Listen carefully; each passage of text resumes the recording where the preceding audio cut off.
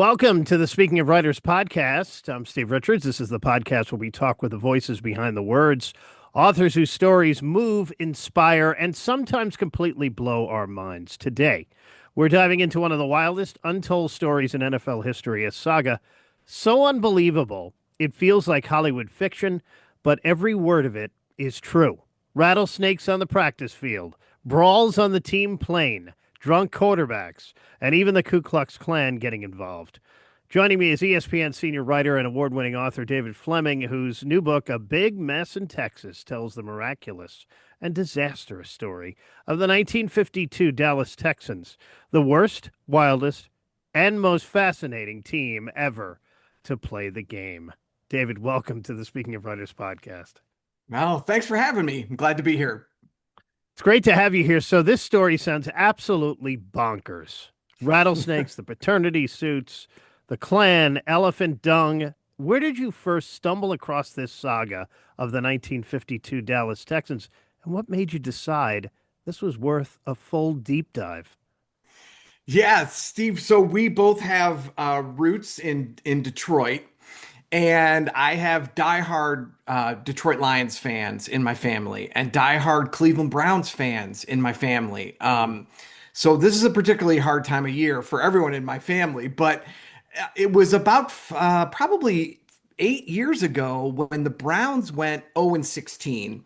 And I was trying to be a good son, a good nephew, a good cousin, trying to prove to those diehard fans in my family that the Browns and the Lions weren't the worst team ever in NFL history, and just started to do a little bit of research when I stumbled upon what the kind of a story as a writer that I absolutely live for.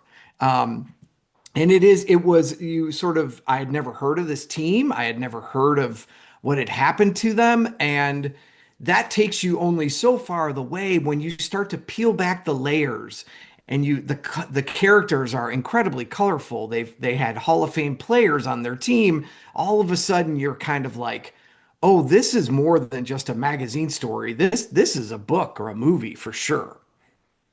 You've written about forgotten corners of sports history before, from Breaker Boys to Who's Your Founding Father. How does a big mess in Texas fit into your mission of uncovering these incredibly lost stories? Almost perfectly. Hmm. I have to, I have sort of if I did create a niche, if I do have a niche, it is these sort of like stories, historical stories that are just barely tangentially related to sports. And this just fit that perfectly. Sort of, it's this weird, stranger than fiction, WTF, I can't believe this is actually true kind of story. And I think though, if there's one thing I've gotten better at over the last 30 years is recognizing them. And once you find them, they are like little diamonds, and you understand how rare it is to come across a story like this, and then even more rare that nobody else had already written about it. I'm sure there are a lot of little diamonds as you were doing your research that surprised you. What surprised you the most? Something that truly made you say, "You've got to be kidding me." Yeah, I think it was when I realized that the team went bankrupt so quickly that they moved them. Can you imagine through the context of today's NFL, right? Where it's the Dallas Cowboys are the biggest thing in the world almost in sports, Yeah. and trying to understand a time frame where a team in Dallas would be unsupported so much it would go bankrupt in 5 months, and they would move it. The NFL would have to move it to Hershey, Pennsylvania. It was that little nugget where the team actually had done so bad in Texas, it had to be moved and taken over by Hershey, Pennsylvania. For me, that was like, oh, I know what I'm doing for the next 3 years. Yeah, in a mecca of football, a state.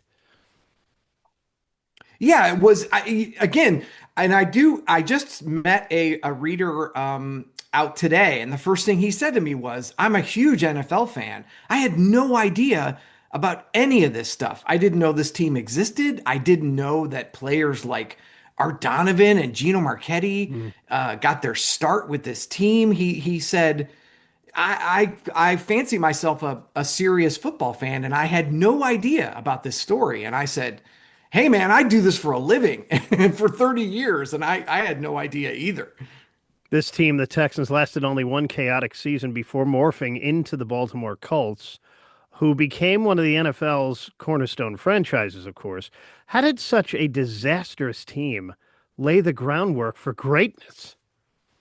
Yeah, that's again, there's so many. I think what I love about this team is they were a disaster, but they also, in their short time, managed to change the course of NFL history. It's you just can't ask for more as far as a story. And the team they were loaded with talent.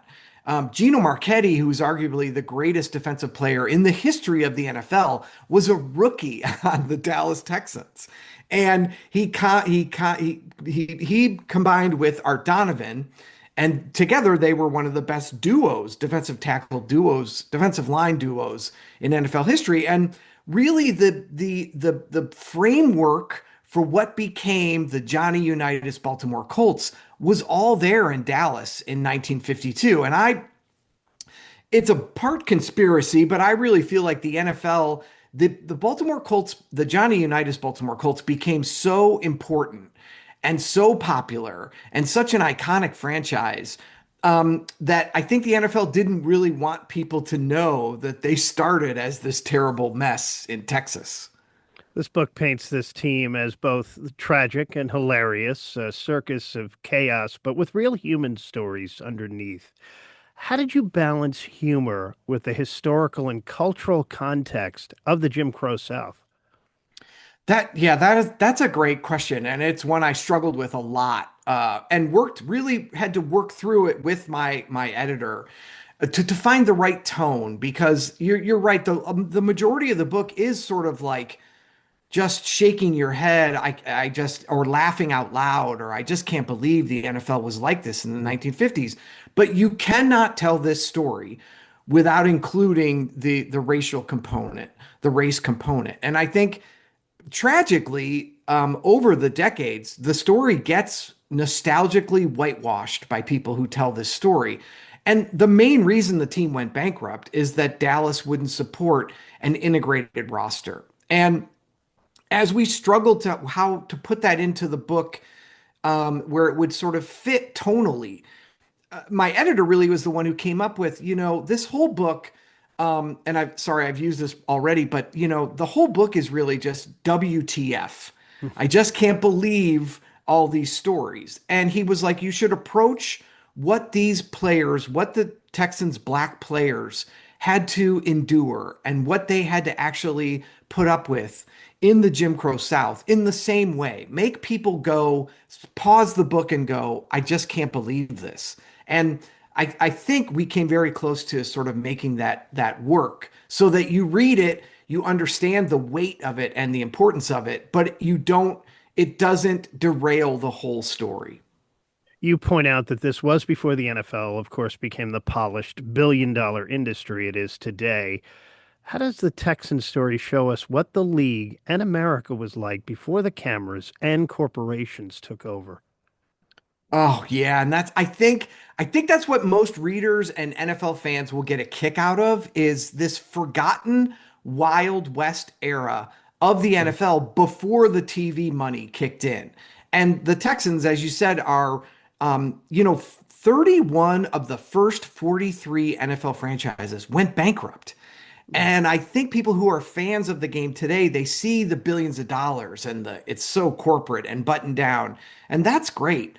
But it's hard for them to imagine that before the television money kicked in as a revenue stream, the NFL was a chaotic, violent, hilarious mess throughout most of the 1950s. And I want people I think it only makes them appreciate the current game even more to learn about this wild, almost anything goes era in the 1950s.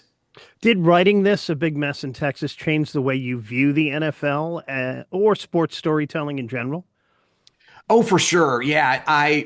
it became a mission where it was like, I can't believe that I have covered this league for decades and didn't know anything about this era or about this team or about the men, Buddy Young and George Talaferro, what they had to put up with integrating sports in Texas 15 years before the Texas Longhorns did it. It really made me appreciate this team and this era, but then also kind of it helped from a writing standpoint because it did become kind of a mission. I want this team to be honored and remembered for the contributions that they gave to the league. David, you've had praise from writers like Wright Thompson and even President George W. Bush. How does that feel as a journalist who spent decades chronicling the human side of sports? It we you know the we try to pretend that it doesn't matter, but it matters a lot, I think, to get that kind of praise from colleagues and from people that you respect. And it's an important part of this process because, as you know, we these things get created in a vacuum.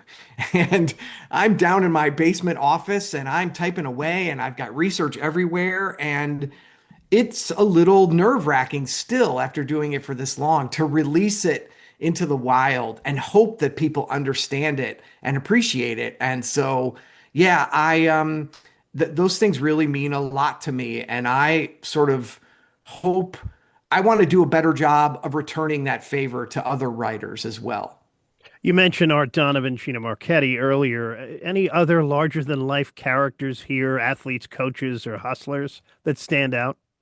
Oh my God, Steve, how much time do we have? Because it's okay, so let's see. The Frank Tripucka, who's a famous Notre Dame quarterback and went on to become a member of the Denver Broncos Ring of Honor.